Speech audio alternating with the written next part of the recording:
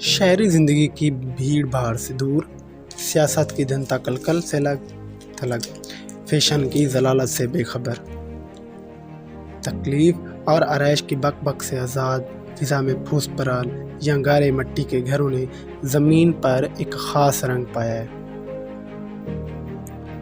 سارے جہاں کا انتہا انہی گھروں میں رہتا ہے۔ لہلہاتے ہوئے درختوں کی سائیں سائیں اور رہٹ کی روں روں دیہاتوں کے لیے نغموں سے کم نہیں ہے۔ دیہات کی ٹھنڈی اور پاک ہوائیں نہ صرف صحت افزا ہیں بلکہ روح کو بھی سرور، دل کو سکون بخشتی ہیں۔ ناظرین، فطرت کے حسین نظارے پردہ سامعین کی تصویر سے کہیں زیادہ دلکش اور مسرت انگیز ہیں۔ نارمل پانی گاؤں والوں کے لیے امرت ہے، سادگی ان کا زیور ہے۔ ان کے سٹول جسم کو نہ تعاون نہ چتھاڑا ہے، نہ چیچک نے بگاڑا ہے۔ فریب نے اس کے منہ تک کو نہیں دیکھا۔ ناظرین، ہمدردی اس کی باندھی ہے، مروت اس کی رگ رگ میں سمائی ہوئی ہے۔ ہوا کی لوریاں اسے میٹھی نیند سلاتی ہیں۔ ناظرین، اس میں ذرا برابر بھی شک نہیں ہے کہ دیہات والوں کی زندگی سر سے پاؤں تک سادگی اور اخلاص کا نمونہ ہے۔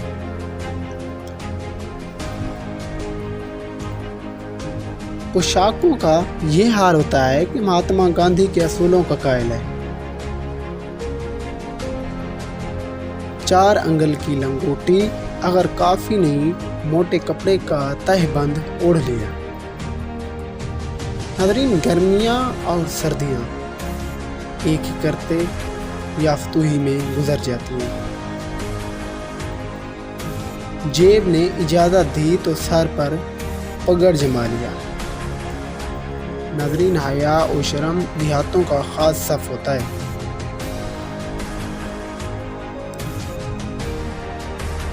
سادگی میں عورتیں کم نہیں،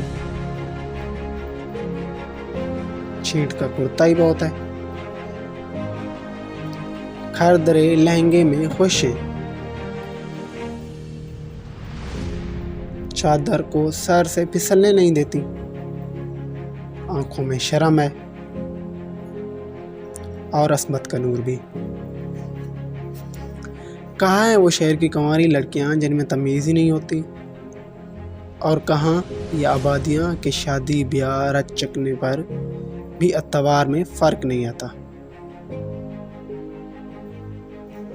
ناظرین گرامی، آرائش کا خیال آیا تو مہندی لگا لی یا منہ کو بیسن مال لی۔ خوراک سادہ مگر قوت بخش ہے، سب کو امن بھاتا ہے۔ ناظرین، دیکھا جائے تو دیہات کے لحاظ سے دودھ، دہی، لسی، سبزی، دال اور اناج یہ اہم ہے۔ اگر مسکین ہیں تو روکھی سوکھی روٹی پر قناعت کیے جا رہے ہیں، جو کچھ ملا پانی پی کر ڈکار لیا اور خدا کا شکر بجا لائے۔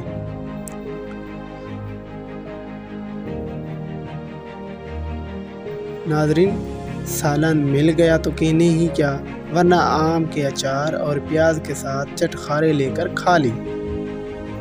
الغرض دیہات کی زندگی بہت ہی سادہ اور مزے والی ہوتی ہے۔ ناظرین، دیہاتیوں کی محنت مشقت کی زندگی بھی قابل داد ہے۔ نور کے تڑکے نیند کی آنکھوں میں دھو ڈالتے ہیں۔ گائے بھینس کے آگے نہاری چارہ پھینکا، بیلوں کی گردن میں جوا ڈالا اور ہل تھامے کھیت کو چل دیے۔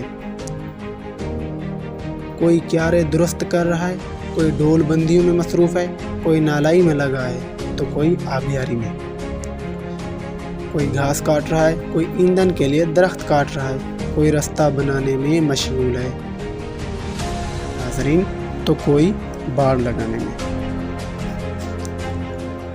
ناظرین، دیہاتوں کی صحت بھی قابل رشک ہے۔ کام کی کثرت जिंदगी की सादगी और आब हवा की पाकीज़गी ने इनके जिस्म लोहे की लठ बना दिए हैं। इनकी रगों में खालिस सुर्ख खून दौड़ता है, गालों में लाली भड़कती है बड़े अशाश बशाश। जब देखो चाको चौबंद नजर आते हैं, न हकीम का एहसान न डॉक्टर की खुशामद। मैदे में वो कसबल है कि पत्थर भी चबा लें तो हजम हो जाए, मट्टी भी फांक लें तो सोना बनकर अंग लगे। बिनाई अपनी अच्छी के मरते दम तक इनकी हाजत नहीं पड़ती। गांव के रहने वाले हमदर्दी के पुतले हैं, गरीब मिस्कीन इनके दरवाजे से खाली नहीं जाता। मेहमान आ जाए तो खुदा की बरकत ख्याल करते हैं और इसकी तवाज़े में कोई कसर नहीं छोड़ते। हाँ जी नाजरीन, एक घर का मेहमान गांव भर का मेहमान होता है, एक की बेटी गांव भर की बेटी होती है। शादी आई तो न्योता देने वालों ने रुपयों की झड़ी लगा दी, सब गलियों से दूध पहुंच गया, चारपाइयाँ आ गई, बिस्तरों के ढेर लग गए, ईंधन के अंबार चढ़ गए। देहात में तफरीह के लिए सामान भी सादा होते हैं।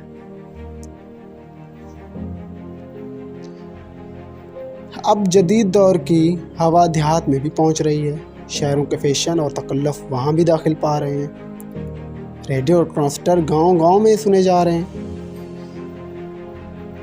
अब खेती बाड़ी में हाल की जगह ट्रैक्टर का इस्तेमाल होता है, ट्यूबवेल भी लग रहे हैं। एक गांव को दूसरे के साथ पुख्ता सड़कों से मिलाया जा रहा है।